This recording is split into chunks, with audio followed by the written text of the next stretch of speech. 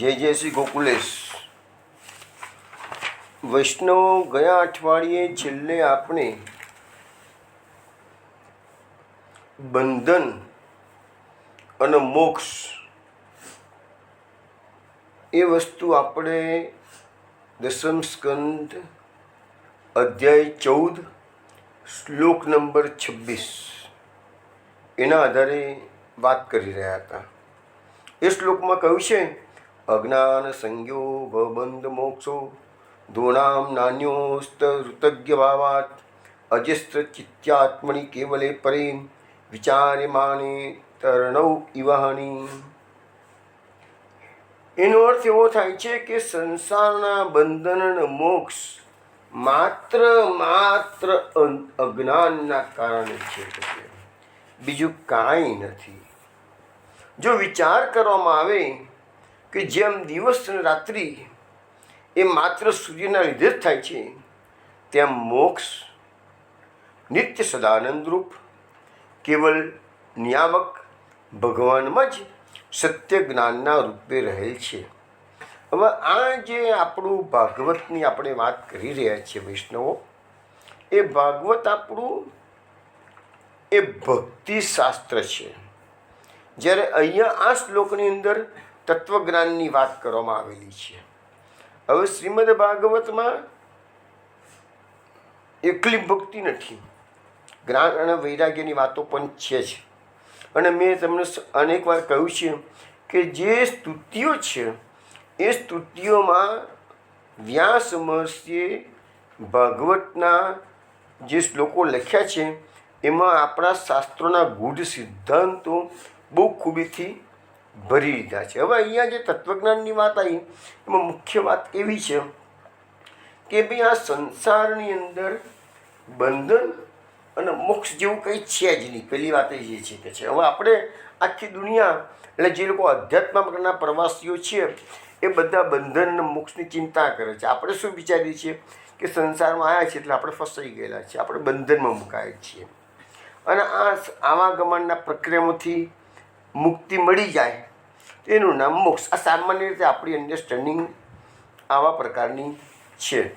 પરંતુ આપણને શાસ્ત્રો એવું સમજાવે છે કે મન એવ મનુષ્યાનામ કારણમ બંધ મોક્ષયો.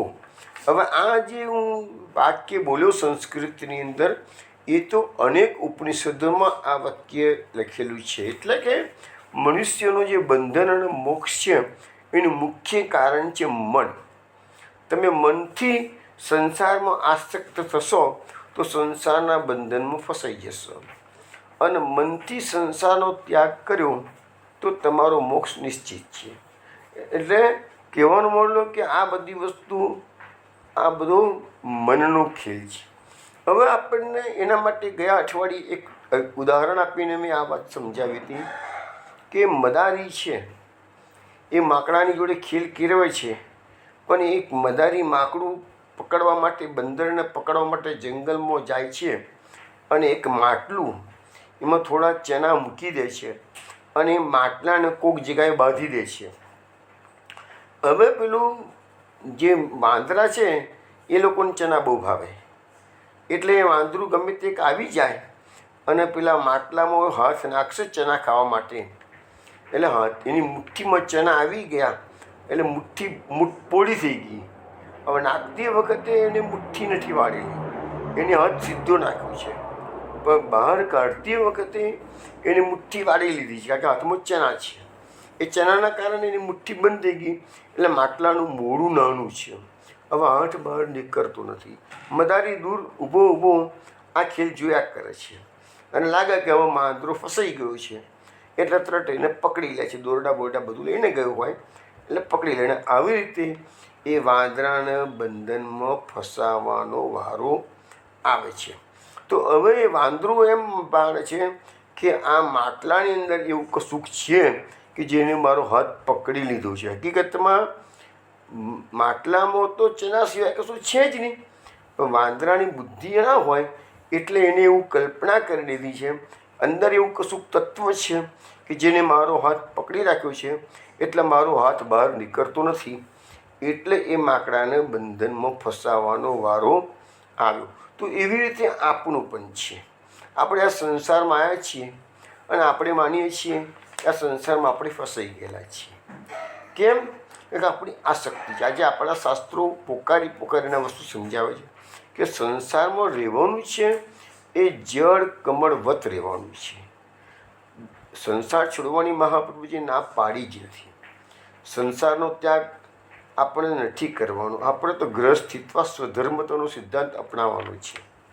પરંતુ સાથે સાથે ગ્રસ્થાના બાધકત્વમ છે અનાત્મ ભાષતે એ પણ મહાપુરુષે આપણને સમજાવ્યું છે. ઘરમાં રહેવાનું, પણ કેવી રીતે રહેવાનું છે? અનાસક્ત ભાવે. એટલે ગ્રસ્થાનામ બાધકત્વમ અનાત્મત્વમ ચ ભાષતે. એટલે જે વૈષ્ણવ સાચા દિલથી ભગવાનની સેવા કરતા હોય એને ગ્રસ્થાશ્રમ એને બાધક લાગશે. એટલે એને ચિત્ત નહીં દોડે. એમાં રહેવાનું ખરું પણ ચિત્ત નહીં લગાવે. અનાત્મત્વમ એટલે પોતાનો આત્મા નથી, આ પોતાનું પ્રિય આ નથી, પરંતુ ભગવાને આપેલી પ્રસાદી માણીને ગ્રસ્થાશ્રમને ભોગવવાનું છે. લૌકિક ફરજોમાંથી મુક્ત થવાની વાત આવતી જ નથી. લૌકિક ફરજો અનાસક્ત ભાવે તમે કેળવો તો તમને કોઈ પ્રકારનું બંધન થતું નથી. એટલે જે બંધન અને મોક્ષ એ બધા જે મનના ખેલ છે ને એ આ રીતે સમજાવવામાં આવે છે. હવે જેવી રીતે પેલું માકડું એ ચણામાં આસક્ત થઈ ગયું, એટલે ચણાની આસક્તિના કારણે એને બંધનમાં ફસાવવું પડ્યું છે. તો એવી રીતે આપણે પણ આ સંસારની અંદર આ વિષય ભોગ કે આપણું જે પુત્રાદિક આપણો જે પરિવાર છે એની અંદર આપણે જે આસક્તિપૂર્વક ફસાઈ ગયેલા છીએ એટલે આપણને બંધન કરતા. બાકી એ જ વસ્તુ તમે જેમ કરો છો એમ જ કરવાનું છે. ફક્ત મનથી આ બધાનો ત્યાગ કરવાનો છે અને મન કેવલ કૃષ્ણના ચરણોનું અર્પ. બાકી બહુ ઇઝીમાં ઇઝી રસ્તો છે કે શરીરથી સંસારના બધા કામ કરો અને મનથી કૃષ્ણની ભક્તિ કરો તો તમને કોઈ બંધન નડતું નથી. અને મોક્ષની વાત તો પુષ્ટિ માર્ગમાં અમે આવતી નથી, અને છતાંય મોક્ષની વાત આવતી હોય તો મહાપ્રભુજી આપણને મોક્ષની વ્યાખ્યામાં શું સમજાવ્યું છે? મોક્ષ કૃષ્ણસ્ય ચેત ધ્રુવમ. પુષ્ટિ માર્ગે વૈષ્ણવનો મોક્ષ કોણ કહેવાય? તો આપણું ચિત્ત શ્રી કૃષ્ણમાં એકાકાર થઈ જાય. ગોપીજન માર્ગ કોનો છે? ગોપીજનોનો માર્ગ. ગોપીજનો શું હતું તમે જુઓ. ગોપીજનો દિનચર્યા જુઓ. ભાગવતમાં અષ્ટકાની વાણીમાં બધે ગોપીજનોની જેટલી વાતો આવે છે એ બધામાં તમે જુઓ. ગોપી એક સેકન્ડ માટે પણ કૃષ્ણ વિના રહી શકતી જ નથી. ભેગી થાય તોડે વળે ગૃહે ગૃહે ગોપ વધુ કદંબા સર્વે મિલિત્વા સમવાપ્યોગમ. તોડે વળે તો કૃષ્ણના ગુણગાન. અરે દહીં વેચવા નીકળે તો કે ગોવિંદ લો, દામોદર લો, માધવ વિક્રેતુ કામા કિલ ગોપ કન્યા મુરારી પાદાર ચિત્તવૃત્તિ. તો એવું આ માર્ગમાં કશી ચિંતા કરવાની જરૂર જ નથી. જેમ ચાલે છે એમ જ બધાએ કરવાનું છે. ખાલી પરિવર્તન જે લાવવાનું છે એ મનથી લાવવાનું છે. હવે આ એ માટે એક બીજું એક્ઝામ્પલ આપણને આપવામાં આવ્યું છે કે કમળની અંદર ભમરું બીડાઈ જાય છે. તો એના માટે એક સુંદર શ્લોક છે. અમે લોકો આ શ્લોક વર્ષો પહેલાં સ્કૂલમાં ભણેલા, 9th કે 10th ભણેલા. તો બહુ સુંદર શ્લોક છે એટલે યાદ રહી ગયેલો છે મને. રાત્રિ ગમિષ્યતિ ભવિષ્યતિ સુપ્રભાતમ બાસ્વાનુદેશ્યતિ હસિષ્યતિ પંકજશ્રી ઇત્થમ વિચિન્ત્યતિ કોશગતે દ્વિરેફે હંત હંત નલિનીમ ગજ ઉજ્જહાર. આ શ્લોકમાં એવું સમજાવવામાં આવેલું, એ વખતે તો અમે લોકો શ્લોક ગોખેલો, ભાષાંતર ગોખેલું માર્ક્સ લાવવા માટે, પણ આજે અમને કિંમત સમજાય છે. એવા સારા શ્લોકો મૂકવામાં આવ્યા ત્યાં પાઠ્યપુસ્તકમાં. તો હવે એનું મહત્ત્વ કેટલું બધું છે. તો શ્લોકમાં કહે છે કે સાંજનો સમય છે, ભમરો રસ ચૂંટવા માટે કમળ પર બેઠો છે. અચાનક સૂર્યાસ્ત થઈ જાય છે એટલે કમળની ખીલેલી પાંદડીઓ ભીળી જાય છે. ભમરો વચ્ચે ફસાઈ ગયો છે. હવે ભમરો રાત્રે વિચારી રહ્યો છે, એટલામાં અંધારું પડી ગયું છે, કારણ કે સૂર્યાસ્ત થઈ ગયો છે. એટલે ભમરો વિચારી રહ્યો છે, રાત્રે ગમી હતી, હવે થોડી વખતમાં તો રાત્રિ પસાર થઈ જશે. ભવિષ્યતિ સુપ્રભાતમ, અને સવાર થશે જ કે છે. ભાસ્વાનુદિશતી, સૂર્ય ઉગશે. હસીશતી પંકજશ્રી, અને કમળ ખીલશે. તો એ વખતે જેવી કમળની પાંખડીઓ ખુલશે તેમાંથી બહાર નીકળી જઈશ કે છે. એક રાતનો સવાય છે ને, અંદર પડી રહેવા દે, મને કશો વાંધો નથી કે છે. ઇત્થમ વિચિંતતી કોષગતે દ્વિરેભે, કમળની પાંદડીઓમાં બીંડાયેલો ભમરો આ રીતે વિચાર કર્યા કરે છે. પરંતુ અરે અરે, આ શું થયું? આ હંત હંત નલિનીમ ગજુજ્જહાર, અરે અરે, એટલામાં તો હાથી આવ્યો. પોતાની સૂંઢની અંદર પેલું કમળનું ફૂલ હતું એ ચૂંટીને લઈ લીધું અને કચડી નાખ્યું ભમરાને. તો એટલે કમળનું ફૂલ ચગદાઈ ગયું તો ભમરો પણ મરી ગયો. તો સાહેબ, આ વૈષ્ણવો આ બધી ચર્ચા કમળાની કે કમળની કે ભમરાની નથી, આ આપણી છે. આપણા માટે આ કમળનું જે પુષ્પ છે એટલે આપણા માટે આ સંસાર જે આપણે પોતે જ ઊભો કરેલો છે. અને જે ભમરો છે એટલે આપણે પોતે. તો આપણી કહાની કેવી છે? આપણે પણ આ સંસારમાં આવ્યા છીએ. સંસારમાં બીજું રીતે કમળું બીડાઈ ગયું છે એવી રીતે આપણે સંસારમાં ફસાયા છીએ. જેવી રીતે ભમરો વિચારે છે આમ થશે તેમ થશે એટલે હું બહાર નીકળી જઈશ, એવી રીતે આપણે પણ વિચારીએ છીએ મારો છોકરો નાનો છે, થોડોક મોટો થઈ જશે, પછી પરણી જશે, પછી સેટ થઈ જશે, પછી ગળપણ આવશે, નોકરીમાંથી રિટાયરમેન્ટ થઈ જશે, પછી નિરાતે ભગવાનનું ભજન કરીશું. આપણે બધા મોટા, આ એક જણની વાત નથી કરતો, મોટાભાગના લોકોની થિંકિંગ આ ટાઈપની હોય છે. એટલે ગળપણમાં ગોવિંદ ગાશું અને છોકરો રમાડીશું. પણ કોઈને ખબર છે કે કાળ ક્યારે આવશે? એને કાળ ઓચિંતો આવે છે. એટલા માટે તો વિવેકાનંદનું વાક્ય ઘણી વાર સત્સંગમાં પૂછું, યૈવ ધર્મશીલ સ્યાત અનિત્યમ ખલુ જીવિતમ કોપી જાનાતી કશ્ચાત મૃત્યુકાલો ભવિષ્યતિ. યુવાવસ્થામાં જ મનુષ્ય ધર્મશીલ થવું જોઈએ, કારણ કે આપણને ખબર નથી કે કાળનો કોળિયો આપણે ક્યારે બનવાના છીએ. કાળ તો કંઈ 80 વર્ષે કે 90 વર્ષે આવે એવું થોડું જરૂરી છે. 50 વર્ષે પણ આવી શકે, 40 વર્ષે પણ આવી શકે, ગમે એટલા હોય. જે સમય નિશ્ચિત અવધિ છે એ આવશે. તો અગાઉ દિવસ સુધી તો આપણને ખબર નથી કે આવતીકાલે કાળ આવવાનો છે. અને ઓચિંતો એનું બોરસ છે, ચલો ટાઈમ થઈ ગયો છે, તૈયાર કરો. ગમે એટલો મોટો સાહેબ હોય ને, ગમે તો મોટું શીઠ્યું હોય ને, પણ એની આગળ ચાલતું નથી ત્યાં ગાડી જોડ. તો એ વસ્તુ છે કે કમળ પેલો ભમરો એક લાકડાને કોતરી શકે છે, તો શું કમળની કોમળ પાંદડીઓને ભેદી શકતો નથી? રાત્રે બહાર નીકળી શકતો નથી? પણ ના, એ મોહના બંધનમાં ફસાયેલો છે. તો એવી રીતે આપણે પણ ધારીએ તો સંસારને ત્યાગ કરી શકીએ. અને મનથી, જો ફરીથી અગત્યની વાત પાછી કે મનથી જ ત્યાગ કરવાનો છે. સંન્યાસી બનવાનું તો પુષ્ટિ માર્ગમાં કોઈ એવો આપણને આજ્ઞા છે જ નહીં સંન્યાસની. અને મહાપ્રભુજીએ સંન્યાસના કેટલા ભયસ્થાનો છે એ વસ્તુ આપણને સંન્યાસ નિર્ણય ગ્રંથમાં બતાવવામાં આવેલી છે. સંસારમાં રહી અને કેવી રીતે ભક્તિ કરવી એ મહાપ્રભુજીએ ભક્તિવર્ધિની ગ્રંથમાં આપણને સમજાવ્યું છે. એટલે એમાં જ આ શ્લોક છે કે ગ્રસ્થાનામ બાધકત્વમ અનાત્મત્વમ ચ ભાસતે. એટલે આપણને ગ્રસ્થાશ્રમ બાધક લાગવો જોઈશે. અનાત્મ એટલે પ્રિય, આપણા આત્માને જે પ્રિય હોય એવો પ્રિય લાગવો જોઈએ નહીં. આ ગ્રસ્થાશ્રમ જો પ્રિય લાગ્યો, તમને ગમી ગયો, સંસાર તમને ગમી ગયો, તો પાછું બંધન. તો આ બધી કહાણી ભમરાની અને કમળની જે કીધી છે એ આપણને એપ્લિકેબલ છે. હવે બીજું, શાસ્ત્રો તો કહે છે કે આ બધું મનનો ખેલ છે. હવે એના માટે એક્ઝામ્પલ આપવામાં આવ્યું છે કે સ્વપ્ન. સપનાની અંદર માણસ સૂઈ ગયેલો હોય,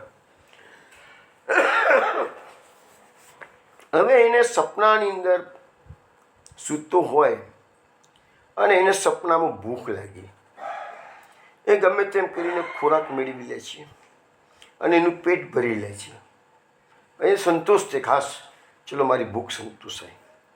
હવે થોડીક વાર પછી એ સપનું તૂટી ગયું, એ ઊભો થયો, અરે આ શું કહે છે, હું તો ભૂખ્યો હતો, મેં ભોજન કર્યું, સંતોષ થયો, હું તો મારા ઘરમાં સૂતો છું પથારીમાં તો કે છે. તો સવાલ આવ્યો છે કે ભૂખ પણ સાચી નથી અને જે ખોરાક ખાધ્યો ભોજન કર્યું એ પણ સાચું નથી, કારણ કે સપનામાં છે.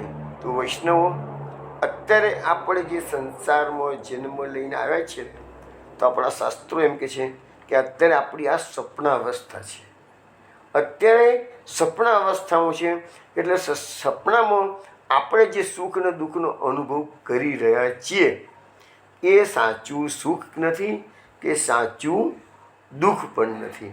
કારણ કે જેવી આંખો મીચાશે એટલે કે જેવું મૃત્યુ આવશે અને આ શરીર આપણે છોડ્યું કે તરત જ બધી જ રિયાલિટી તમારી સામે આવી જશે. જેવી રીતે સપનું તૂટ્યું, માણસ ઊંઘમાં જ ઉઠ્યો અને ઘરની પથારીમાં સૂતો છે એવું એને ભાન થશે, તાણે જ ખ્યાલ આવશે, રે હું તો ક્યાંનો ક્યાં નીકળી ગયો હતો, હું તો રાજા બની ગયો હતો, હું તો ભિખારી બની ગયો હતો, હું તો ઉદ્યોગપતિ બની ગયો હતો, હું તો ભૂખ્યો હતો, હું તો ભોજન કર્યું. આ બધું જે સપનામાં અનુભવ્યું એ બધું જ ખોટું. સત્ય એ છે કે તમે ઘરમાં પથારીમાં સૂતા છો. તો એવી રીતે આ શરીરનો દેહ, આ દેહ છોડીને આત્મા જેવો બહાર નીકળ્યો તો આપણું આ 70, 80 કે 90 વર્ષનું જે સપન, આ સપન કહેવાય, એ સપન પૂરું થશે એટલે આપણે કે મૃત્યુ, એ મૃત્યુ નથી. મૃત્યુ એટલે દેહ ત્યાગવાની પ્રક્રિયા. ગીતામાં આ વસ્તુ સમજાવેલી છે. વાસાંસી જીર્ણાની યથા વ્યાય તથા પર્ણાની નરો પ્રાણી. એટલે એમ કહે છે કે ભાઈ જેવી તે મનુષ્ય જૂના વસ્ત્રો ત્યાગીને નવા વસ્ત્રો ધારણ કરે છે એવી રીતે આત્મા પણ જૂનો દેહ ત્યાગી અને નવો દેહ ધારણ કરે. એટલે જે દેહ ત્યાગવાની પ્રક્રિયા છે એનું નામ છે મૃત્યુ અને નવો દેહ ધારણ કરવાની જે પ્રક્રિયા છે એનું નામ છે જન્મ. તો આ શાસ્ત્ર સંમત બધા સિદ્ધાંતો છે. એટલે કહેવામાં આવે છે કે પછી જીવાત્માના બંધન કે મોક્ષ જેવું કશું હોતું નથી. એવું તો એક્ઝામ્પલ આપવામાં આવ્યું છે એમ રાત્રિના દિવસનું, કે સૂર્ય જે છે એ ઉગે એટલે આપણે કહે છે દિવસ થયો, સૂર્ય આથમે એટલે આપણે કહીએ કે રાત્રિ થઈ. પરંતુ આપણા શાસ્ત્રો કહે છે કે સૂર્ય તો ઉગતો પણ નથી અને સૂર્ય તો આથમતો પણ નથી. સૂર્યની તો જે ગતિ છે એ પ્રમાણે આપણે જઈએ કે ચાલો બી આ સવારના વહેલો સૂર્યોદયનો તડકો કેટલો સુંદર છે, આકાશમાં લાલીમાં પથરાઈ ગઈ છે, કેટલું સુંદર દ્રશ્ય છે, એવો આપણે અનુભવ કરીએ છીએ. પણ સૂર્ય તો જે પ્રકાશ ફેંકવાની એની જે શક્તિ છે એ કન્ટિન્યુઅસ 24 કલાક છે. સૂર્ય ક્યારે રેસ્ટ કરતો જ નથી કે રાતના આરામ કરતો જ નથી. આપણે સૂર્ય નથી દેખાતો માટે આપણે એને રાતની સંજ્ઞા આપી દીધી છે. સૂર્ય દેખાય છે એટલે આપણે એને દિવસની સંજ્ઞા આપી દીધી છે. તો સવાલ એ છે કે દિવસ અને રાત એ સૂર્યના કારણે થાય છે, પણ સૂર્યનો એમાં કોઈ રોલ નથી. સૂર્ય તો એની જે ગતિ કરી રહી છે, પૃથ્વીની જે ગતિ છે, સૂર્યની ગતિ છે, એ ગતિ પ્રમાણે જ બધું કાર્યને ભગવાનના જે કાયદા કાનૂન છે એ પ્રકારે સૂર્યને ફરવું જ પડે છે. તો આપણે એને દિવસ અને રાતની સંજ્ઞા આપી દીધી. એવું તો કંઈ છે નહીં કે અંધારું એટલે રાત કહેવાય. જો આપણે આંખો બંધ કરી દઈએ તો આપણા માટે તો અંધારું થઈ ગયું ને, તો શું એ રાત્રિ છે? હવે જે લોકો જન્મથી અંધો જન્મ્યા હોય તો એને તો ક્યારે બી અજવાળું દેખાવાનું જ નથી. એને તો આંખના પોપચા બંધ હોય તો એને તો એમ જ થશે ને કે કાયમ માટે અંધારું છે એટલે કાયમ રાત્રિ જ છે કે છે. ના, એવું નથી. એ ભલે એને નથી દેખાતું પણ રાત્રિના દિવસે રાત્રિ સમયે રાત્રિ, દિવસના સમયે દિવસ. તો આ બધી વસ્તુ સમજવાની જરૂર છે કે બંધન અને મોક્ષ એ માત્ર મનની કલ્પનાઓ છે. પછી આના માટે શું એમ કે શંકરાચાર્યએ નિર્વાણાષ્ટક લખેલું છે, બહુ સુંદર સ્તોત્ર છે શંકરાચાર્યનું. તો શંકરાચાર્ય શું છે એ જ્ઞાન બધું શંકરાચાર્યએ જે કંઈ ઉપદેશો કરેલા છે ને એ બધા જ્ઞાનના ઉપદેશો. કેમ કે એ બધા માયાવાદી નહીં પણ અદ્વૈતવાદી કહી શકાય. અદ્વૈત ભગવાનમાં, અદ્વૈતમાં માનતા હતા, અદ્વૈત નિરાકાર બ્રહ્મમાં એ બધાની આસ્થા હતી. નો ડાઉટ પાછળથી શંકરાચાર્યએ કૃષ્ણની સ્તુતિ કરી છે, ભજે ભજે મંડનમ સમસ્ત પાપ ખંડનમ, એ કીધું છે ભજ ગોવિંદમ ભજ ગોવિંદમ ભજ ગોવિંદમ બુડ મટે. એટલે એવા ઘણા સ્તોત્રો, જગન્નાથાષ્ટકમ બનાવેલું છે, પાંડુરંગાષ્ટકમ બનાવેલું છે. એટલે એવા બધા ઘણા અષ્ટકો પણ શંકરાચાર્યએ બનાવેલા છે. પણ એ શંકરાચાર્યનું જે નિર્વાણાષ્ટક છે એમાં એક સુંદર શ્લોક કહું. અહમ નિર્વિકલ્પો નિરાકાર રૂપો વિભુર્વ્યાપ્ત સર્વત્ર સર્વેન્દ્રિયાણિ સદા મે સમત્વમ ન મુક્તિ ન બંધ ચિદાનંદ રૂપ શિવોહમ શિવોહમ. મનુષ્યનું જે સ્વરૂપ છે એ કેવું છે? ચિદાનંદ રૂપ છે. સત, ચિત્ત અને આનંદ. અને સત જે છે ને એ શિવ છે. સત્યમ શિવમ સુંદરમ. તો એટલે ચિદાનંદ રૂપ શિવોહમ શિવોહમ. જે ભગવાનનું સ્વરૂપ છે સચ્ચિદાનંદ, તો આત્મા જે અંદરનો છે એ ભગવાનનો અંશ છે. એટલે ભગવાનના બધા ગુણધર્મ આત્મામાં છે જ. ફક્ત ફરક ક્યાં રહ્યો આત્માના પરમાત્મામાં?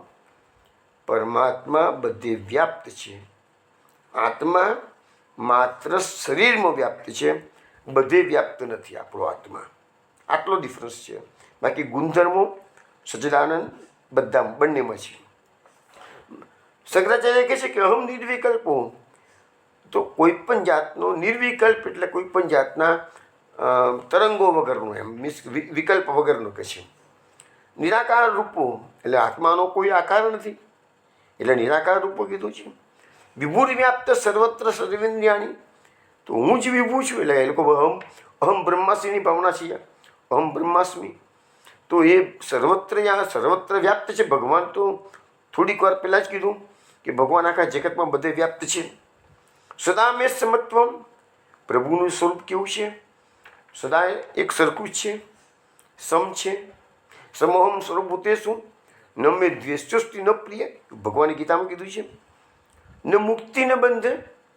અને આત્માને તો કોઈ મુક્તિ નથી, આત્માનું કોઈ બંધન નથી. તો પછી કહે છે આ આનંદ, આ મુક્તિ અને બંધની વાત આવી જ ક્યાંથી? એ બધો મનનો ખેલ છે, પ્રપંચ છે બધો કે છે. બીજું આપણે શ્રીમદ ભાગવતમાં આ બદ્ધ જીવો અને મુક્ત જીવો એની સુંદર ચર્ચા 11મા સ્કંદના 11મા અધ્યાયમાં કરવામાં આવી છે. એમાં પણ થોડીક વાત આપણે જોઈએ શું કહે છે, આપણને સમજાવવામાં આવે છે. બદ્ધો મુક્ત ઇતિ વ્યાખ્યાન ગુણતો મેન વસ્તુત ગુણસ્ય માયા મૃત્માન ન મે મોક્ષો ન બંધનમ. જો 11મા સ્કંદમાં પણ આ જ વાત પાછી આવે છે. ભગવાન શ્રી કૃષ્ણ ઉદ્ધવજીને ઉપદેશ કરતા કે છે કે બદ્ધ અને મુક્તની વ્યાખ્યા જે શાસ્ત્રમાં કરવામાં આવેલી છે એ ગુણો પરથી કરાય છે. અને ગુણો એટલે માયાનું કાર્ય. તો ભગવાન કહે છે ભાઈ માયા મારું જે સ્વરૂપ છે એમાં તો માયા વચ્ચે વિક્ષેપ લાવી શકતી જ નથી કે છે. એટલે માયાનો વિક્ષેપ ના હોય તો ગુણોનો વિક્ષેપ આવવાનો નથી, અને ગુણોનો વિક્ષેપ ના હોય તો પછી મારા સ્વરૂપમાં મોક્ષ નથી ને બંધને નથી. જે જીવ મારો છે મારી પાસે આવી ગયો એને બંધન નથી, મોક્ષ નથી. આપણે તો માયાનો બધો ખેલ છે, આપણા ગુણોનો બધો ખેલ છે. બીજો એક શ્લોક છે સુંદર. વિદ્યા વિદ્યે મમતનું વિદ્ય ઉદ્ધવ શરીરિનમ મોક્ષ બંધકારી આદ્યે માયા મે વિનિર્મતે.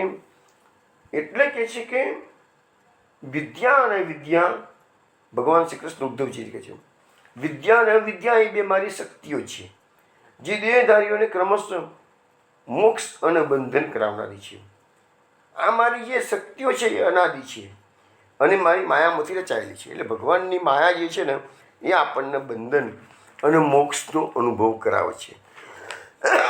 હકીકતમાં બંધન અને મોક્ષ જેવું કાંઈ નથી. હવે આ બધી છે ને તત્વજ્ઞાનની ચર્ચાઓ થઈ છે. પુષ્ટિ માર્ગમાં કેટલું એપ્લિકેબલ છે એ બધું આપણને મહાપ્રભુજીના 16 ગ્રંથમાં જાણવા મળે. એટલે આપણે પુષ્ટિ માર્ગે ભક્તો છીએ, એટલે આપણે ભક્તિવર્ધિનીમાં જે સિદ્ધાંતો સમજાવવામાં આવેલા છે એ આપણી ભક્તિનું વર્ધન કરશે. એટલે એને જ આપણા માટે માન્ય કરવાનું. આ બધી તત્વજ્ઞાનની વાતો આપણે ભાગવતમાં આવે છે એટલે લીધી બરાબર છે, પણ મેન બધો ખેલ છે એ બધો માયાનો ખેલ છે. હવે આપણે એના પછીના શ્લોકમાં પ્રવેશ કરીએ તો એમ કહેવામાં આવે છે કે ત્વમ આત્માનં પરમ મત્વા પરમાત્માનં એવ ચ આત્મા પુનર્બહિ મૃગ્યમ અહોજ્ઞ જનતાજ્ઞતામ.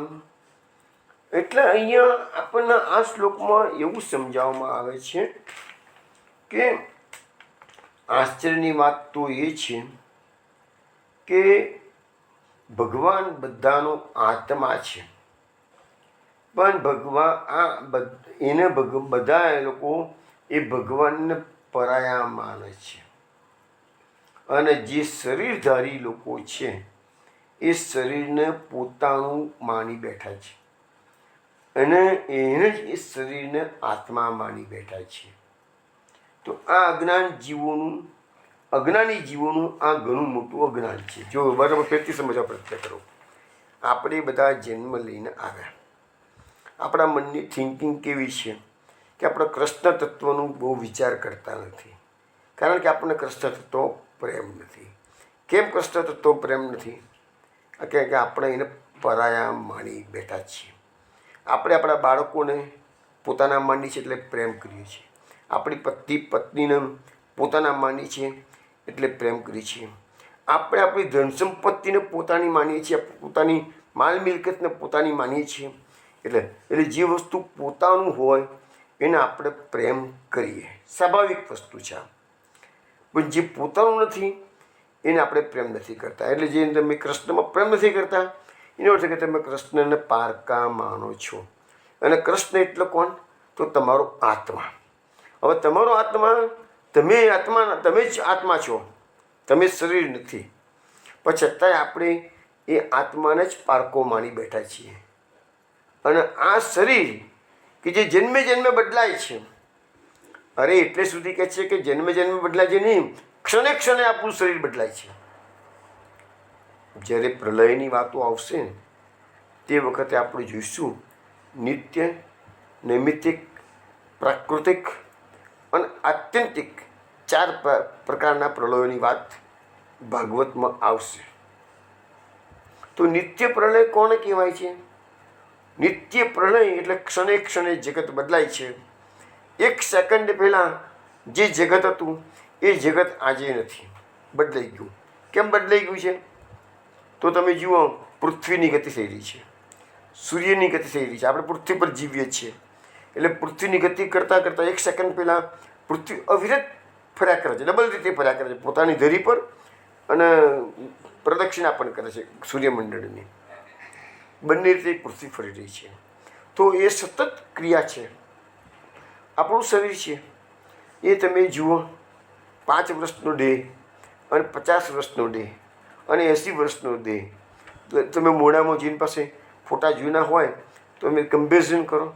તમે કોઈ કહી શકશે કે દેહ તમારો ચહેરો બદલાયો છે તો કયા તારીખે કેટલા વાગે બદલાયો કહી શકે છે? કેમ નથી કહી શકતા? કેમ? કારણ કે ક્ષણે ક્ષણે ચહેરો બદલાય છે. આપણા શરીરની અંદરથી દરેક ક્ષણે હજારો કોષો નાશ પામે છે અને હજારો કોષો નવા નિર્માણ થાય છે. એટલે આ જે પ્રક્રિયા છે એને આપણે નિત્ય પ્રલય કહીએ છીએ. નિત્ય પ્રલય એટલે કે સતત આ જગત પરિવર્તનશીલ છે. 1 સેકન્ડ પહેલાં જે જગત હતું એ જગત અત્યારે નથી. ઇવન તમે તમારા મનના વિચારોનો અભ્યાસ કરો. તમારું મન છે એ પણ સતત એક વિચારમાં ડૂબેલું નહીં રહે, બદલાતું રહેતું હોય છે. આજે આ વિચાર, કાલે બીજો વિચાર, ત્રીજો વિચાર, કલાક પહેલાં આ વિચાર, બીજા કલાક પછી બીજો વિચાર આવ્યો. તો એ બધું પરિવર્તનશીલ જ છે, જગત આખું પરિવર્તનશીલ છે. તો અહીંયા એ વાત આવે છે કે આ દેહ, કે જે દેહ પણ નિત્ય નથી, જે દેહ સ્મશાનમાં બળીને ભસ્મ થવાનું છે.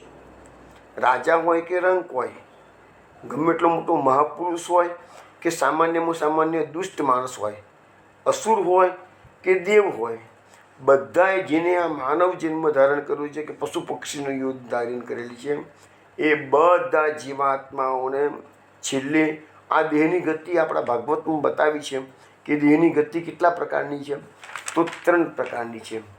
તો રાખ, કીડા અને વિષ્ટા. આ 3થી 4થી ગતિ આપણા દેહની બતાવવામાં આવી નથી. તો સ્મશાનમાં જાય એને અગ્નિ સંસ્કાર થાય તો એને રખ્યા કહેવાય, રાખ બની જવાનું છે, ભસ્મ થઈ જશે. જો એને દાટવામાં આવે છે તો એને કીડા થઈ જાય છે. અને જંગલમાં કોઈ પશુ, સિંહ કે વાઘ એનો શિકાર કરી જાય છે તો એની વિષ્ટા બની શકે છે. તો 3 જ ગતિ આપણા શાસ્ત્રોમાં બતાવવામાં આવેલી છે. અને એ દેહ જે અનિત્ય છે, આપણી સાથે પણ આવતો નથી, એને આપણે પોતાનો માની બેઠા છીએ.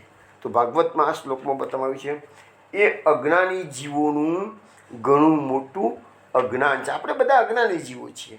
અને આજે તમે જુઓ ને, આ દેહના પાલન પોષણ કરવા માટે અને એને અપ ટુ ડેટ રાખવા માટે કેટલા પ્રકારના માર્કેટમાં નુસ્ખાઓ અવેલેબલ છે. મેન તો બ્યુટી પાર્લર. તમે જુઓ, દેહને જે છે એને છુપાવવું એનું નામ બ્યુટી પાર્લર, અને જે છે એને છુપાઈ અને વધારે સારું બતાવવું એનું નામ બ્યુટી પાર્લર થયું.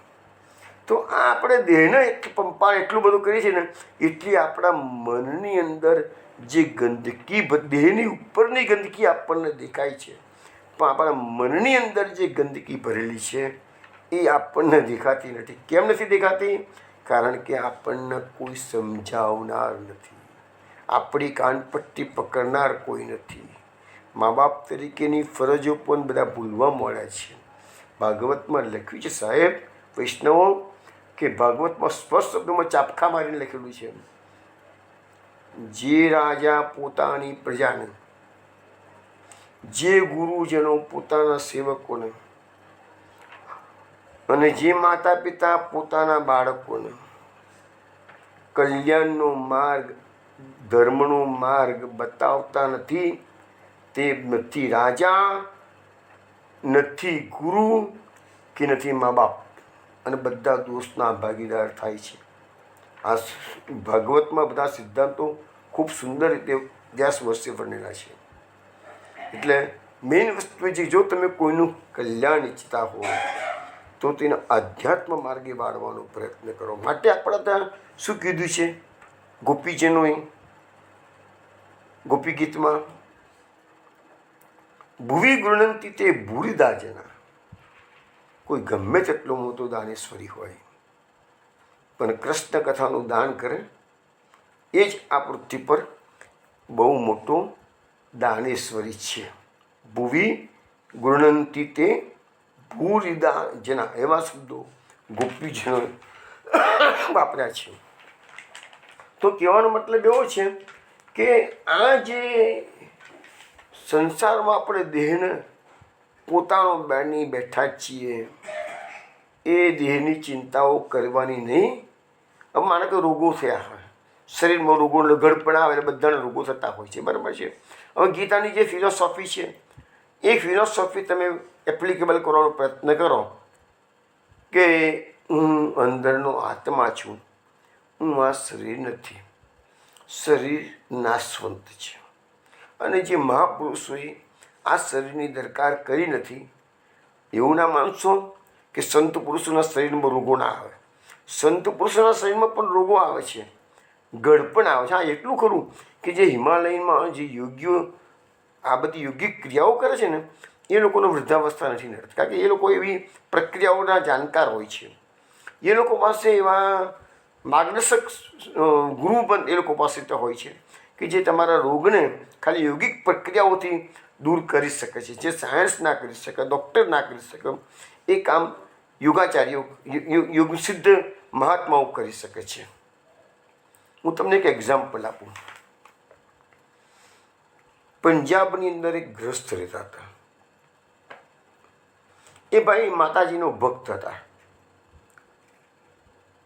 હવે એને આખી જિંદગી તો ખૂબ સુંદર રીતે પસાર થઈ ગઈ. માતાજીની ખૂબ આરાધના કરી, ભક્તિ કરી.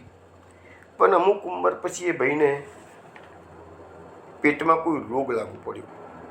તપાસ કરાવી તો ખબર પડી કે પેટમાં 3 ગાંઠ છે.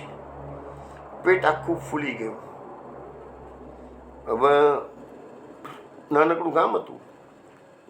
સગાવાલાઓએ કહ્યું કે ભાઈ તમે શહેરમાં જાઓ અને બતાવી આવો. બતાવવા ગયા, ડિટેક્ટ થયું 3 ગાંઠ છે, ઓપરેશન કરીને ગાંઠો કાઢવી પડશે.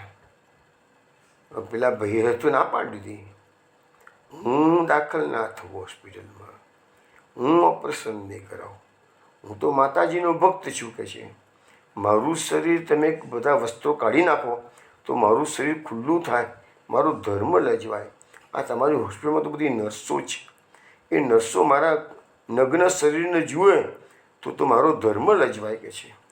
હું મારા શરીરને નગ્ન નહીં થવા દઉં, હું ઓપરેશન નહીં કરાવું, હું રીબાવાનું પસંદ કરીશ, હું આ કામ નહીં કરું. જો લોકોની કેવી આ ધર્મ ક્યાં ગાળે છે. ના સત્ય ઘટના કહું છું.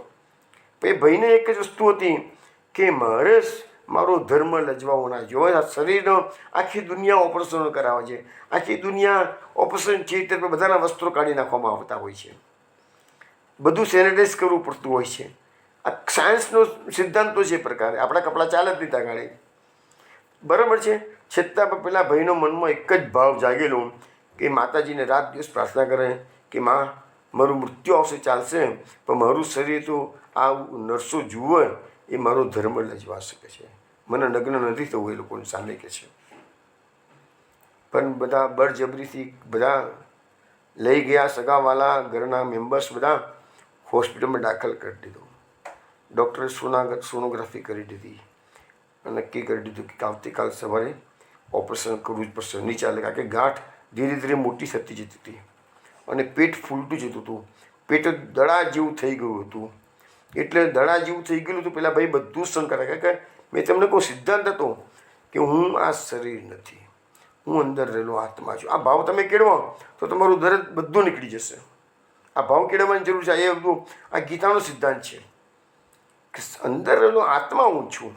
શરીર તો પારકું છે, શરીર તો સ્મશાનો બળીને ભસ્મ થવાનું છે, નિશ્ચિત છે. હવે જુઓ તમે, માતાજીએ એની કેવી લાજ રાખી.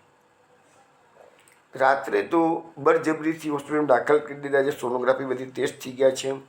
બીજે દિવસ સવારે 8 વાગે ઓપરેશન કરવાનું થિયેટર મળી જવાનું નક્કી થયું. પેલા હા પાડે કે ના પાડે, પણ બધા એટલી બધી બળજબરી કરીને એ ભાઈને તો છૂટકો જ નહોતો ઓપરેશન કર્યા સિવાય. પેટ દડા જેવું મોટું ફૂલી ગયેલું હતું. એ ભાઈ સૂઈ ગયા. રાત્રે માતાજીને ખૂબ વિનંતી કરી, મારી માં લાજ રાખ, આ શરીર કાલ સવારે નગ્ન થશે અને પેલી સ્ત્રીઓ નર્સો આવશે જોશે, માં મારી લાજ રાખજે. ભાઈ ઊંઘી ગયા છે. રાત્રે સપના આવ્યું છે. સપનામાં પોતે જુએ છે તો પોતે ચાલી રહ્યા છે, કોઈક જગ્યાએ જઈ રહ્યા છે. જતાં જતાં પેલું પેટ તો ફૂલેલું જ છે પાછું સપનામાં પણ. જતાં જતાં એને જોયું તો રસ્તામાં એક ઝૂંપડી આવી. ઝૂંપડીમાં એક મહાત્મા તપસ્યા કરતા હતા. એના 2 શિષ્યો બાજુમાં બેઠેલા હતા. મહાત્મા એની નજર આ ભાઈ ઉપર પડી કે ભાઈ પેટ ફૂલેલું છે. સપનામાં બોલું. એ ભાઈને કે બેટા અંદર આવ. એના ભાઈ સપનામાં મહાત્માની ઝૂંપડીમાં ગયા.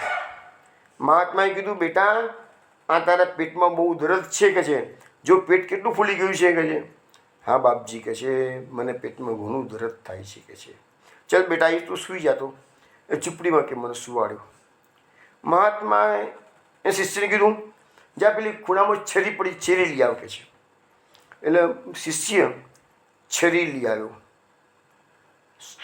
સપનામાં છરીથી પેટ ચીર્યું મહાત્માએ, અને મહાત્માએ અંદરથી હાથ નાખીને પેટમાંથી 2 મોટી ગાંઠો, 3 ગાંઠ હતી, એમાં 2 મોટી ગાંઠો બહાર કાઢી પેલા ભાઈને બતાવી કે જો તારા પેટમાં જે દર્દ હતું ને એ આ 2 ગાંઠોનું હતું, બરાબર છે, મેં દૂર કરી દીધું છે, તો તારું દર્દ શાંત થઈ ગયું? હા કે છે, મારું દર્દ શાંત થઈ ગયું. પછી મહાત્માએ પેલી ચામડી જ્યાંથી ખોલી હતી, એટલે કે ચીરો મૂક્યો હતો, છગાડે પાછું એમને એમ બંધ કરી દીધું. અને બંધ કરી દીધું એટલે પેલા ભાઈને કહે છે કે એમાં તમે જઈ શકો છો.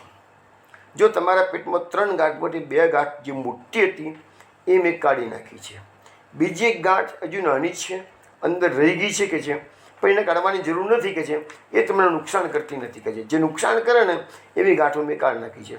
તમારું પેટ ફૂલેલું હતું ને એ મેં બેસાડી દીધું છે, હવે તમે જાઓ કે છે. એ ભાઈ ગયા. આમાં બધું સપનામાં બન્યું છે. આ ભાઈ ગયા. પછી થોડીક વાર પછી એનું સપનાનો ભંગ થયો, તૂટ્યું સપનું. આંખ ખુલી ગઈ, અને આંખ ખુલી ગઈને જેવું પોતાના પેટ પર હાથ ફેરવે છે તો જુએ છે તો પેટ આખું દડા જેવું હતું એ બેસી ગયેલું હતું.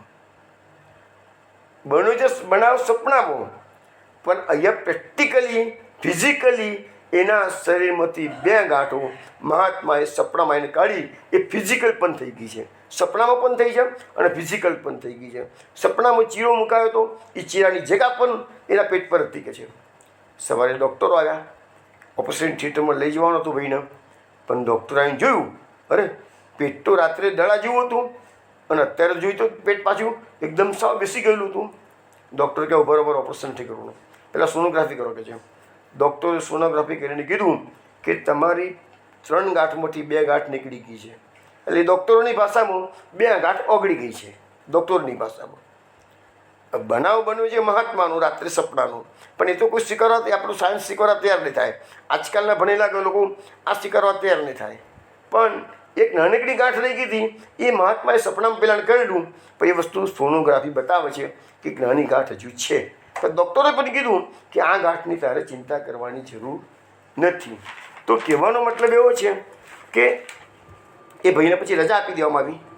હજુ બી જીવ છે ભાઈ, કોઈ તકલીફ નથી, પણ સત્ય ઘટના છે. ગીતા પ્રેસના ગોરખપુરના કલ્યાણ માસિકમાં આ વસ્તુ આવી હતી, ત્યાંથી મેં લીધેલી છે. તો વૈષ્ણવો, આ દેહ એ પારકો છે, એને પોતાનું ન માનો. આપણને શાસ્ત્રો એ સમજાવે છે. આટલા બધા રોગો, આટલી બધી દોડધામ શેના માટે છે? આ શરીર માટે છે. જે શરીર આપણી સાથે બધા સ્વીકારશે કે એક દાડો આ શરીર, છોકરો તમારો ગમે તેટલો વાલો હોય, પણ એ જ છોકરો જાતે તમારા શરીરને ઊંચું કરીને સ્મશાનમાં લઈ જવાનો છે. કોઈ છોકરો એવું નહીં કે મારા બાપ મને બહુ વહાલા હતા, મારી મા મને બહુ વહાલી છે, એટલે હું નહીં લઈ જઉં, હું તો ઘરમાં રાખીશ, ભલે મરી ગયા તો મરી ગયા, શું વાંધો નહીં, હું મારા ઘરમાં રાખીશ. હજુ સુધી કોઈએ એવી હિંમત કરી નથી. તો એટલા માટે આપણી જે મમતા છે શરીર પરની, આપણી મેક્સિમમ મમતા કોના પર છે? સંસારમાં આપણી મમતા ઘણી જ છે, તે મેક્સિમમ મમતા તો આપણા શરીર પર છે. આપણને શરીરના કારણે જે શરીરના સંબંધીઓ છે એ પ્રિય લાગે છે. આપણો છોકરો પ્રિય લાગે, છોકરી પ્રિય લાગે, પત્ની પ્રિય લાગે. કેમ? એ શરીરના સંબંધી છે, માટે આપણને પ્રિય લાગે છે. આત્મા આપણો પ્રિય લાગતો નથી. તો એ આત્મા જે દિવસે તમને તમારો પ્રિય લાગશે, એ આત્મા નિત્યનો સંગાથી છે. એ આત્મા તમારો આત્મા નહીં, તમે આત્મા જ છો, તમે શરીર નથી. તો આ સિદ્ધાંતો આપણને આ શ્લોકમાં સમજાવવામાં આવેલા છે. ચલો વિષ્ણુ, અમે એના પછીનો બીજો શ્લોક લઈએ. અંતર્ભવેનંત ભવંતેમેવ હિ અતતમ ત્યજંતુ મૃગયંતિ સંતમ અસંતમપી અંત્યહિમ અંતરેણમ સંતમ ગુણમ તમ મુયંતિ સંત. હવે કહે છે કે આ શ્લોકની અંદર એકચ્યુઅલી આ સ્તુતિ બ્રહ્માજીની છે. બ્રહ્માજી ભગવાનની સ્તુતિ કરતાં કરતાં શાસ્ત્રોના ગૂઢ સિદ્ધાંતો પણ ધીરે ધીરે રજૂ કરી રહ્યા છે. બ્રહ્માજી છે ને એ ચારે વેદોના જાણકાર છે અને બ્રહ્માજીથી વધીને કોઈ જ્ઞાની દુનિયામાં નથી બીજો. તો એ બ્રહ્માજી પાસે તો બધું જ જ્ઞાન છે. એટલે બ્રહ્માજી ભગવાનની સ્તુતિ તો કરે છે, સાથે સાથે બતાવે છે પ્રભુને કે હું પ્રભુ બધું જાણું છું, હું ડફોડ નથી, હું વિદ્વાન છું. એટલે ભગવાનની આગળ પોતાની વિદ્વતાનું પ્રદર્શન કરે છે. પણ થોડી વારમાં પછી એને ખ્યાલ આવી જશે મેં પાછી ભૂલ કરી છે. કારણ કે જ્ઞાની માણસો ભૂલ વધારે કરતા હોય, ભક્તની ભૂલો ઓછી થાય. ભૂલો તો દુનિયામાં બધા જ કરતા હોય છે, પણ ભક્ત માણસો ભૂલો ઓછી કરે અને જ્ઞાનીઓની ભૂલો વધારે હોય. ફરક આટલો છે. કારણ કે જ્ઞાનીને એનું અભિમાન છે જ્ઞાનનું. એટલે અહીંયા બ્રહ્માજી થોડી વારમાં જ નમી જશે, થોડી વારમાં નમી જશે. અત્યારે પાછું જ્ઞાનનું પ્રદર્શન કરવા બેઠા છે. હે અનંત, સંત પુરુષો આપણને અંતઃકરણમાં શોધે છે. હવે જોયું કે આપણે જે આ જગતને શોધવા, જગતમાં ભગવાનને શોધતા નથી. જે સંત પુરુષો છે એ પોતાના હૃદયકાશની અંદર અંતરાત્મામાં ભગવાન બિરાજી રહ્યા છે એને શોધવાનો પ્રયત્ન કરે છે. પણ જે સાધનોથી ભગવાનનું ચિંતન થઈ શકતું નથી એને છોડી દે છે. એટલે આ દુનિયાભરની અંદર ચારે બાજુ તમે દ્રષ્ટિ કરો તો તમને સંસારનું ચિંતન જ દેખાશે, પણ પ્રભુની ભક્તિ દેખાતી નથી. એટલે એ બાહ્ય સાધનો જે છે એને સંત પુરુષો ત્યાગી દે છે. કેમ કે એનાથી તે ભક્તિ થતી નથી. આખા જગતમાં ભગવાનનો નિવાસ કરો, પરંતુ એ દ્રષ્ટિ આવતા ઘણો સમય લાગે છે. એટલે સંત પુરુષો પોતાના હૃદયમાં ભગવાનનું ચિંતન કરે છે અને બાહ્ય ચિંતન અને બીજા સાધનો જે છે એનાથી દૂર થઈ જાય છે. તો અહીંયા આપણને એક્ઝામ્પલ આપવામાં આવે છે સાપ અને દોરડાનું. તો એમ કહેવામાં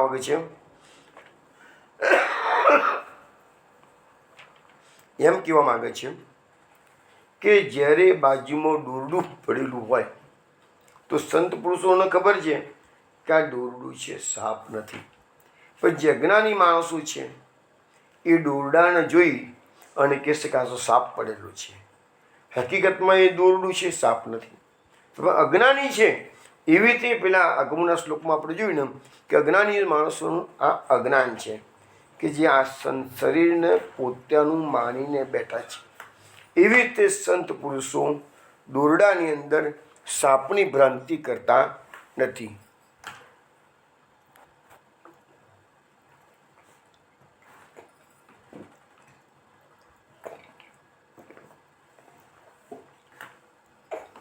એવી રીતે ચીપલું અને ચાંદી, તમારી પાસે ચીપ આવેલી હોય, સંત પુરુષોને ખબર છે આ ચીપ છે, આ ચાંદી નથી, એટલે એમ ફસાતા નથી. પણ અજ્ઞાની માણસો એ ચીપલાને ચાંદી માની અને સંગ્રહ કરશે. તો એવી રીતે આ સંસારની અંદર આપણને જે વસ્તુ દુનિયામાં ચારે બાજુ દેખાય છે એ ભગવાનની માયા છે. પણ ભગવાનની માયા એ મને સુખ આપશે એમ માની અને આપણે એનો સંગ્રહ કરીએ છીએ. પણ આપણને શાસ્ત્રો શીખવાડે છે કે એ ભગવાનની માયા સાચું સુખ આપી શકતા નથી. એમાં તો એક શ્લોક છે ભાગવતની અંદર, સુખાય કર્માણી કરોતી લોકો. આ ત્રીજા સ્કંદનો એક શ્લોક છે. વિદુર મૈત્રેયના સંવાદમાં આવે છે. તો વિદુરજી મૈત્રેયના સંવાદ વખતે પૂછશે, જ્યારે વિદુરજી અને ઉદ્ધવનો સંવાદ થઈ ગયો પછી વિદુરજી ઉદ્ધવજીને કહ્યું છે જમુનાજીના કિનારે કે પ્રભુએ અંતિમ સમયે તમને જે ઉપદેશ આપ્યો તો મને ઉપદેશ કરો.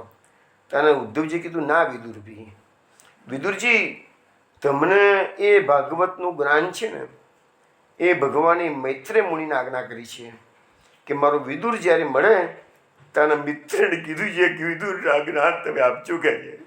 એટલે મને આજ્ઞા નથી થઈ, ઉદ્ધવજી કહે છે. એટલે કીધું મને ગંગાના કિનારે મૈત્રેય મુનિને મળવા માટે વિદુરજી જાય છે. અને મૈત્રેય મુનિને જ્યારે વિદુરજી જાય છે તો પહેલો જ પ્રશ્ન આ પૂછે છે, સુખાય કર્માણી કરોતિ લોકો.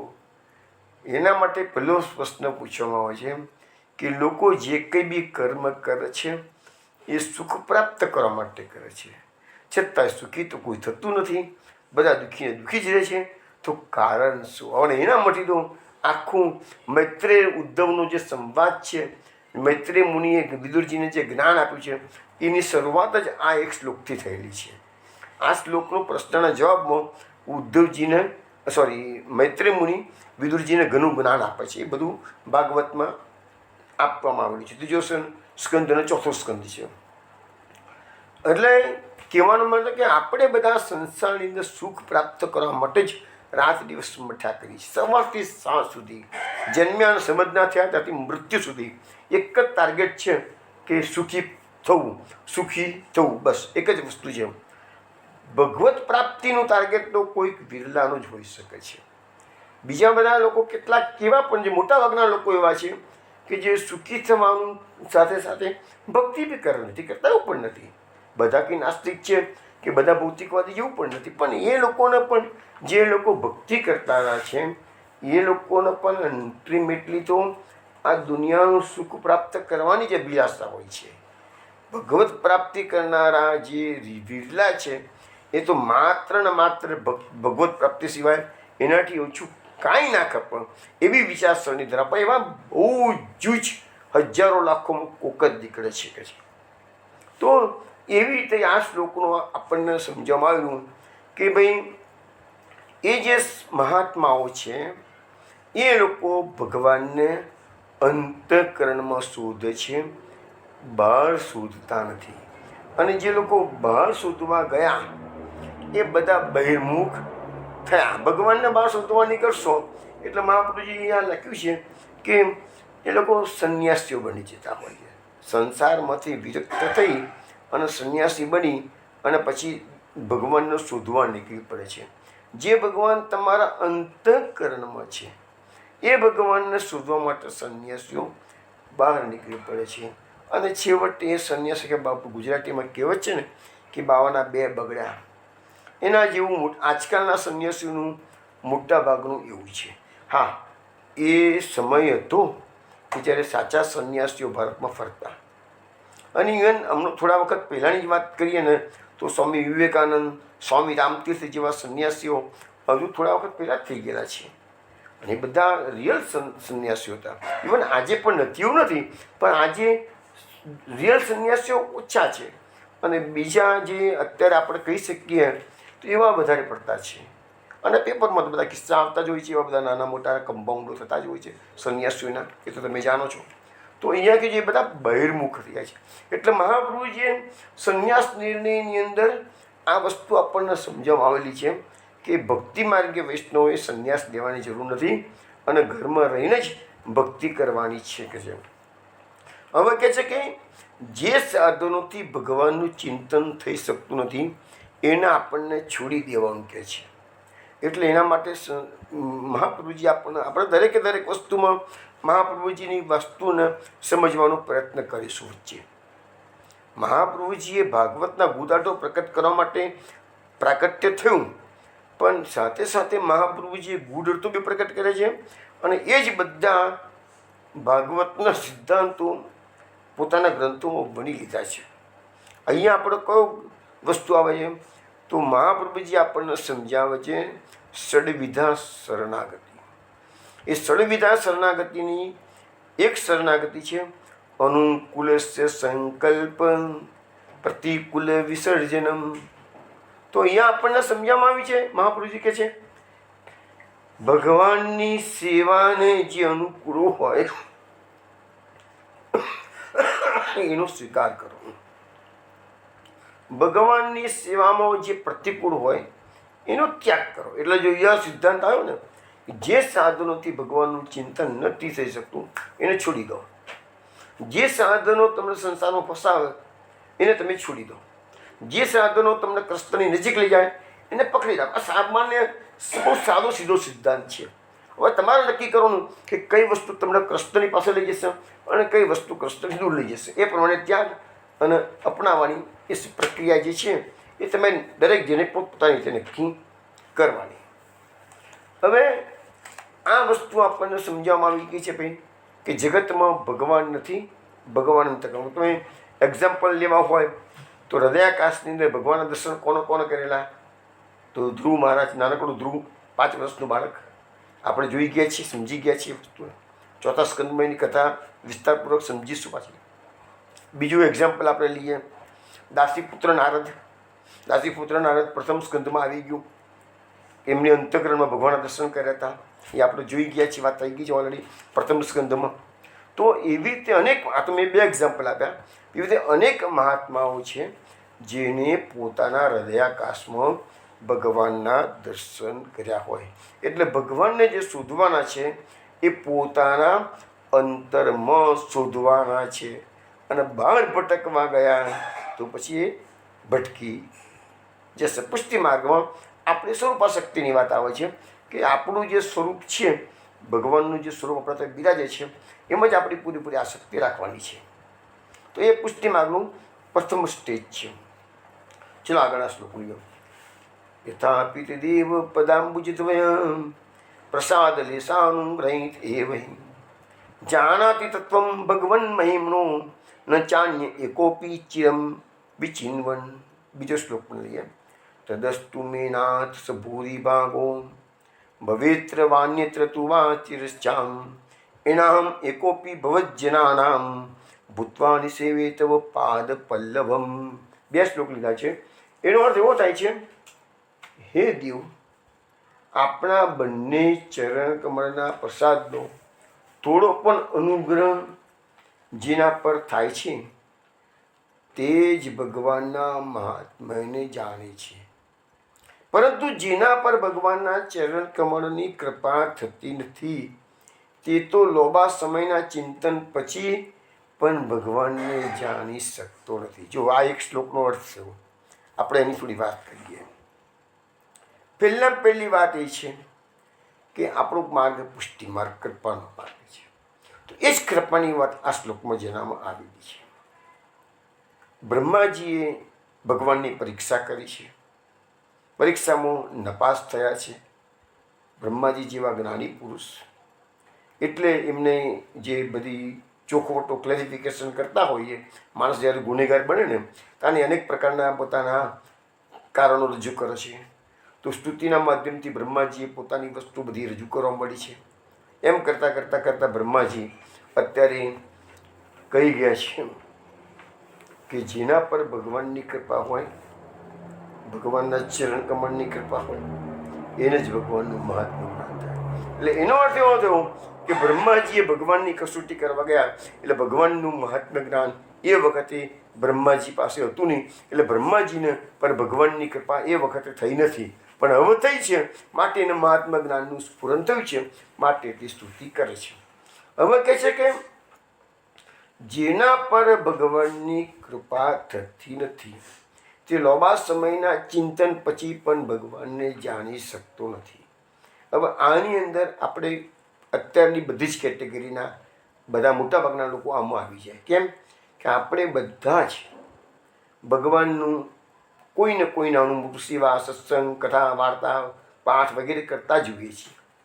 તો લાંબા સમયનું ચિંતન એટલે ભગવાનનું પણ જે લોકો ચિંતન કરતા હોય તો ભગવાનની કૃપા ના થાય તો સુધી ભગવાનના સ્વરૂપને જાણતા નથી. તમે જે સ્વરૂપની સેવા કરો છો એ સ્વરૂપને તમે જાણવાનો પ્રયત્ન કરતા નથી, તમારી સેવા કરો છો તો મોટે ભાગે લોકો સેવા કરવા ખાતર કરે. પણ એક વસ્તુ છે કે એ બી તમે કૃપા હોય તો જ કરી શકો. કૃપા ના હોય તો તમે ઘરમાં ઠાકોરજીને પધરાવી જ ના શકો. કૃપા ના હોય તો તમને સેવા કરવાનું, ભલે ક્રિયાત્મક તો ક્રિયાત્મક, પણ એ પણ કૃપાનું જ ફળ છે. કૃપા ના હોય તો એ પણ ના કરી શકો. તો અહીંયા આપણને સમજાવ્યું છે કે જેના પર ભગવાનની કૃપા છે એને જ એનું મહાત્મ્ય જ્ઞાન થશે. અને બીજી વાત, અને મહાત્મ્ય જ્ઞાન થશે ને તો જ ભગવાનમાં પ્રેમ થશે. ભગવાનમાં પ્રેમ થવો ખૂબ ખૂબ જરૂરી છે. ભગવાનના પ્રેમ વિનાની ક્રિયાત્મક સેવા ફલાત્મક થતાં અનેક સમય જન્મો પણ નીકળી શકે છે, અનેક વર્ષો કે અનેક જન્મો પણ નીકળી શકે છે. પણ એ જ સેવા તમે જો પ્રેમાત્મક બનાવી દીધી તો એને ફલાત્મક થતાં કશી વાર નહીં લાગે. ભગવાન કાલે પ્રગટ તમારી સામે ઊભા થઈ જશે. બોલ બેટા, હવે તું મને આટલું ધરાવું છું તો આટલું વધારે ધરાવશે, મને આ વસ્તુ લેવાની ઈચ્છા છે. તો ભગવાન જે 84 વૈષ્ણવ 252 ભગવદીઓમાં ભગવાન માગીને આરોપતા હતા, આપણે બધું વાંચીએ છીએ સાહિત્યમાં. તો એ સ્થિતિ કહેવાય કે ભગવાને એ ભક્તને પોતાનું માન્યું છે. હવે એની જે ભાવના છે એને ભગવાન પોષણ કરવા માટે માગીને આરોપે છે. જ્યારે આપણે ત્યાં ભગવાન કોઈ માગતા નથી. કેમ નથી માગતા? કારણ કે આપણે એવો પ્રેમ નથી. તો મુખ્ય વસ્તુ છે કે એ બધી વસ્તુનું કારણ તો અનુગ્રહ. ભગવાનનો અનુગ્રહ થાય તો જ તમે એ સ્ટેજમાં આવી શકો. હવે બીજો શ્લોક કીધો એનો અર્થ એવો થયો કે હવે બ્રહ્માજીને બધી વસ્તુની રિયાલિટી ખ્યાલ આવી ગઈ. એટલે કે છે પ્રભુ મારો કે છે કે હવે બીજો જન્મ જે થાય તો અહીંયા થાય અથવા તો અન્ય કોઈ જગ્યાએ થાય, કશો વાંધો નથી. તમે હલકી યોનિઓમાં પણ મને જન્મ આપો તોય મને વાંધો નથી, પણ અહીંયા એટલે કે વ્રજમાં કે બીજે તોય વાંધો નથી. હલકી યોનિઓમાં જન્મ આપશો પશુ પક્ષી વગેરેમાં તો પણ મને વાંધો નથી, પણ મારો એવો જન્મ આપો કે હું એવો ભાગ્યશાળી થઉં કે આપણા સેવકોમાંનો એક થઈ સતત આપણા ચરણ કમળનું ચિંતન સેવા કરી શકું. તો અહીંયા બ્રહ્માજી ભગવાનની પાસે ગમે તે જન્મ થાય અને ગમે તે યોનિ આવે તો ભગવાનના ચરણ કમળની સેવા માગી રહ્યા છે. તો કેમ ભગવાનના ચરણ કમળની સેવા માગી અને એના પછી શું કરવાનું, ભગવાનની પાસે કઈ કઈ માગણીઓ કરે છે, લિસ્ટ થોડુંક કર્યું છે એમને.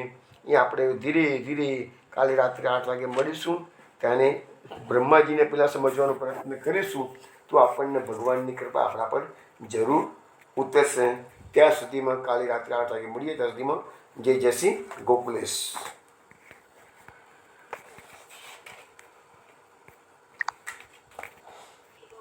જય શ્રી ગોકુલેશ.